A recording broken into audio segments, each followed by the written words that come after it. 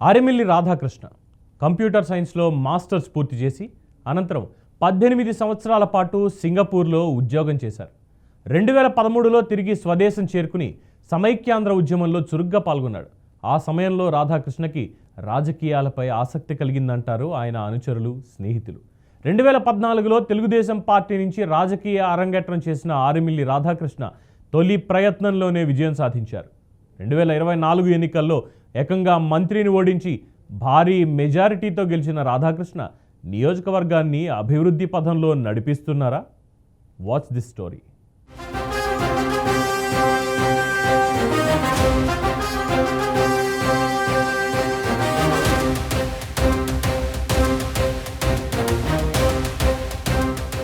తణుకు నియోజకవర్గం 1952లో ఏర్పాటైంది. అప్పటి నుంచి హస్తం పార్టీ హవా కొనసాగగా టీడీపీ ఆవిర్భావం తర్వాత ఆ పార్టీ సత్తా చాటింది.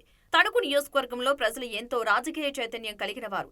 తణుకు పట్టణంలో ఎక్కువ పరిశ్రమలు ఉండటంతో ఉద్యోగ ఉపాధి సౌకర్యాలు కూడా ఎక్కువగానే ఉంటాయి. దీనికి తోడు రాజకీయాలు అంటే ఇక్కడ ప్రజలకు మక్కువ కాస్త ఎక్కువనే నానుడి ఉంది.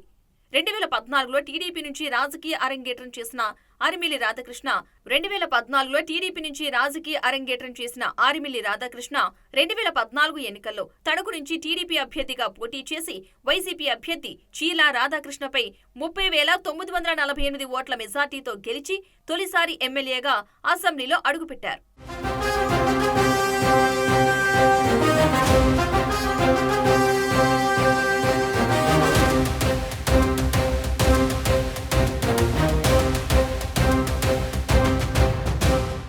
ఆరెమిల్లి రాధాకృష్ణ నాగార్జున విశ్వవిద్యాలయంలో కంప్యూటర్ సైన్స్ లో మాస్టర్స్ పూర్తి చేశారు. అనంతరం 18 సంవత్సరాల పాటు సింగపూర్లో ఉద్యోగం చేసి అక్కడ తెలుగు అసోసియేషన్ అధ్యక్షుడిగా పనిచేశారు. 2013లో తిరిగి స్వదేశం చేరుకుని సమైక్యాంధ్ర ఉద్యమంలో చురుగ్గా పాల్గొన్నారు. ఆ సమయంలో రాధాకృష్ణకి రాజకీయాలపై ఆసక్తి కలిగిందంటారు ఆయన అనుచరులు. దీనితో ఆయన టీడీపీ తీర్థం పుచ్చుకున్నారు. ఉన్నత విద్యావంతుడు కావడంతో టీడీపీ ఎమ్మెల్యే టికెట్ ఇచ్చి రాజకీయంగా ప్రోత్సహించింది. దీనితో రాధాకృష్ణ తొలి ప్రయత్నంలోనే విజయం సాధించారు. ఎమ్మెల్యేగా గెలిచిన నియోజకవర్గంలో పలు అభివృద్ధి కార్యక్రమాలకు శ్రీకారం చుట్టారని స్థానికులు అంటున్నారు. కానీ 2019 ఎన్నికల్లో వైసీపీ వేవ్లో రాధాకృష్ణ ఓటమి చవిచూడాల్సి వచ్చింది.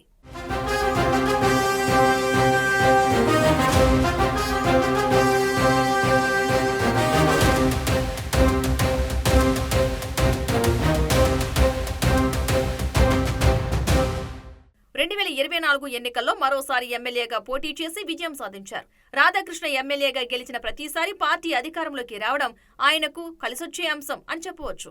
అధికార పార్టీ ఎమ్మెల్యేగా నియోజకవర్గంలో గడిచిన 7 నెలల కాలంలో వేల్పూరు, ఇరగవరం, అత్తిలిలో రోడ్లను వేయించడంలో ఎమ్మెల్యే కీలక పాత్ర పోషించారని నియోజకవర్గ ప్రజలు చెబుతున్నారు.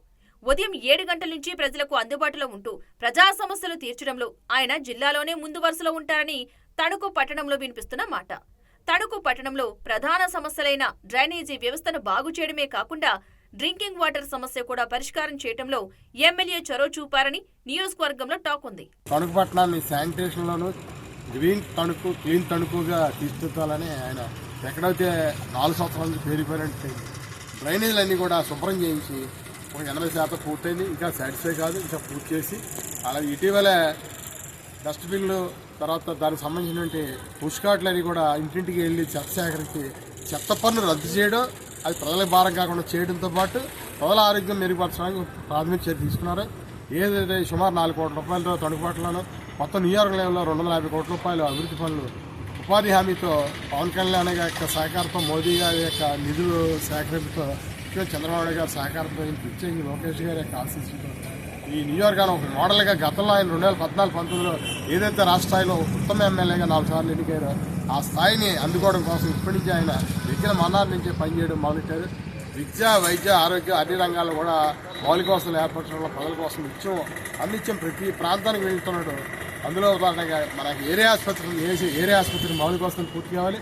త్వరలో దానికి పూర్తి స్థాయిలో ఇంకా విస్తరణ చేసి ప్రజలకి ఎందుకంటే జిల్లా కేంద్రంలో ఇంచుమించుగా 5-6 నియోజకవర్గాల నుంచి ఏలూరు కానీ కాకినాడ కానీ వెళ్ళలేని వ్యక్తులు తణుకు కేంద్రంగా ఆరోగ్యం కుదుపరచుకోవడానికి వస్తున్నారు. వాస్తవానికి 2024 ఎన్నికల్లో టీడీపీ, బీజేపీ, జనసేన కూటమిగా ఏర్పాటు కావడంతో తనకు సీటు జనసేనకు కేటాయిస్తారని జోరుగా ప్రచారం జరిగింది. అందుకు అనుగుణంగానే పార్టీ అధినేత పవన్ కళ్యాణ్ ఎన్నికల ప్రచారంలో భాగంగా 2024 ఎన్నికల్లో తణుకు నుంచి విడువాడ రామచంద్రరావుకు టికెట్ ప్రకటించారు. ఈ పరిణామం అప్పట్లో హాట్ టాపిక్ గా మారింది. అయితే నియోజకవర్గంలో రాధాకృష్ణకి మంచి పేరు ఉండటంతో ఆ ఎన్నికల్లో ఆర్ఎమ్మెల్యే రాధాకృష్ణకే టీడీపీ టికెట్ కేటాయించింది. తణుకులో కమ్మ, కాపు సామాజిక వర్గాల ఓటర్లు అధికంగా ఉంటారు. అందుకే ప్రతి రాజకీయ పార్టీ ఆ సామాజిక వర్గాల వారికే టికెట్ కేటాయిస్తోంది. 2024 ఎన్నికల్లో వైసీపీ కారుమూరి వెంకట నాగేశ్వరరావుని బరిలో నిలిపింది. అయితే అప్పటికే మంత్రి హోదాలో ఉన్న కారుమూరిని ఢీకొట్టారు రాధాకృష్ణ. ఎవ్వరూ ఊహించని విధంగా 72,000 ఓట్ల మెజార్టీతో ఆయన గెలుపొందారు. దీనితో రాధాకృష్ణ పరపతి మరింత పెరిగింది. మున్ముందు నియోజకవర్గంలో రాధాకృష్ణ పనితీరు ఎలా ఉంటుందో చూడాలి.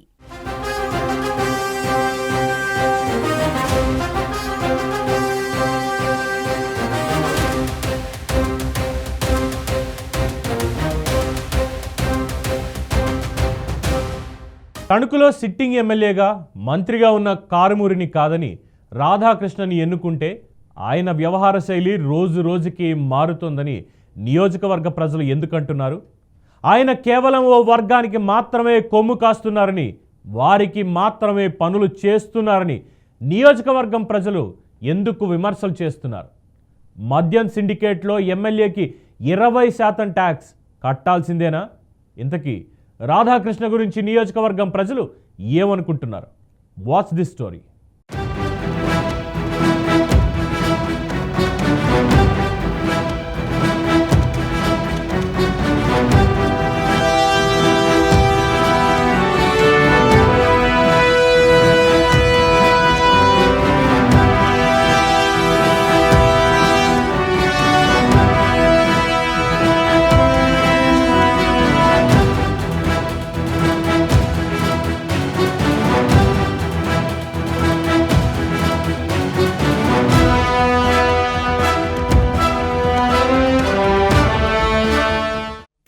సిట్టింగ్ ఎమ్మెల్యేగా మంత్రిగా ఉన్న కారుమూరిని కాదని రాధాకృష్ణని ఎన్నుకుంటే ఆయన వ్యవహార శైలి రోజురోజుకి మారుతోందని నియోజకవర్గ ప్రజలు చర్చించుకుంటున్నారు. ఎమ్మెల్యేని కలవాలంటే అంత ఈజీ కాదట. పార్టీ కోసం కష్టపడి పనిచేసినోళ్లే కాదని ఆయన అనుచరులకు మాత్రమే పెద్దపీట వేస్తున్నారట. దీనితో కూటమిలో కొంతమంది నేతలు ఎమ్మెల్యే వ్యవహారంపై అసహనంగా ఉన్నారని పార్టీ వర్గాల్లో వినిపిస్తున్న మాట.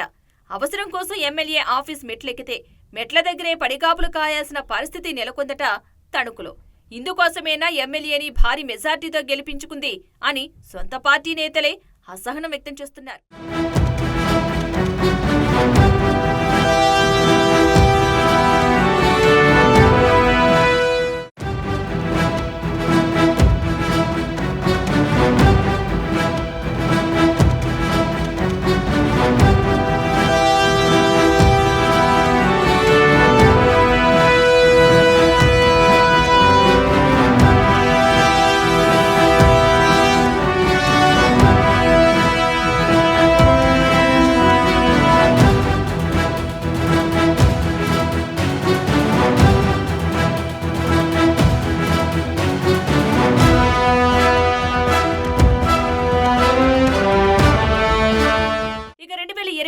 సార్వత్రిక ఎన్నికల్లో గెలిచిన తర్వాత ఎమ్మెల్యే రాధాకృష్ణ పూర్తిగా మారిపోయారని, ఆయన కేవలం ఓ వర్గానికి మాత్రమే కొమ్ము కాస్తున్నారని, వారికి మాత్రమే పనులు చేస్తున్నారని నియోజకవర్గం ప్రజలు చెప్పుకుంటున్నారు.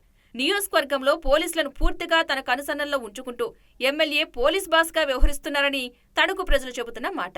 ఇదిలా ఉంటే తణుకు పట్టణంలోని డ్రైనేజీలు, డ్రింకింగ్ వాటర్ సమస్య ఇంకా మారుమూల ప్రాంతాల్లో అలానే ఉన్నాయని స్థానికులు అంటున్నారు. ట్రాఫిక్ సమస్య తీరుస్తా అని చెప్పినప్పటికీ ఎక్కడా కూడా ట్రాఫిక్ సమస్యపై చర్యలు తీసుకునే పరిస్థితి కనిపించడం లేదని తణుకు ప్రజలు ఆగ్రహం వ్యక్తం చేస్తున్నారు.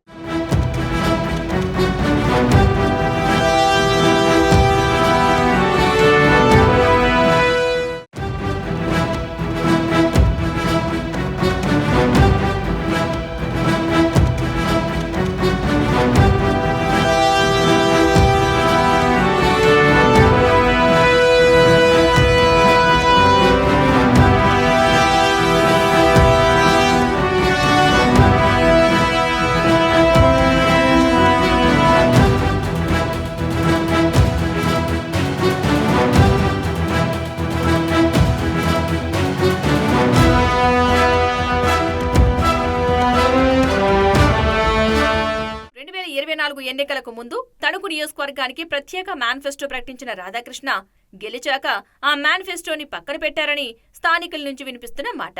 ఎన్నికల సమయంలో నియోజకవర్గంలోని యువతకు ఉద్యోగావకాశాలు కల్పిస్తా అని, ఎవరు గల్ఫ్ దేశాలకి వెళ్లి ఇబ్బందులు పడనవసరం లేదంటూ ప్రసంగాలు దంచుకొట్టారట ఎమ్మెల్యే.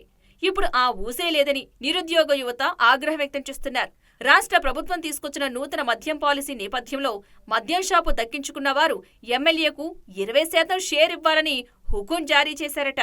ఈ విషయం మద్యం సిండికేటుదారులే బాహాటంగానే విమర్శిస్తున్నారు. మొత్తానికి 2 సార్లు ఎమ్మెల్యే అయిన రాధాకృష్ణ నియోజకవర్గంలో తక్కువ సమయంలోనే ఎక్కువ విమర్శలు ఎదుర్కొన్న ఎమ్మెల్యేగా పేరు తెచ్చుకున్నారు.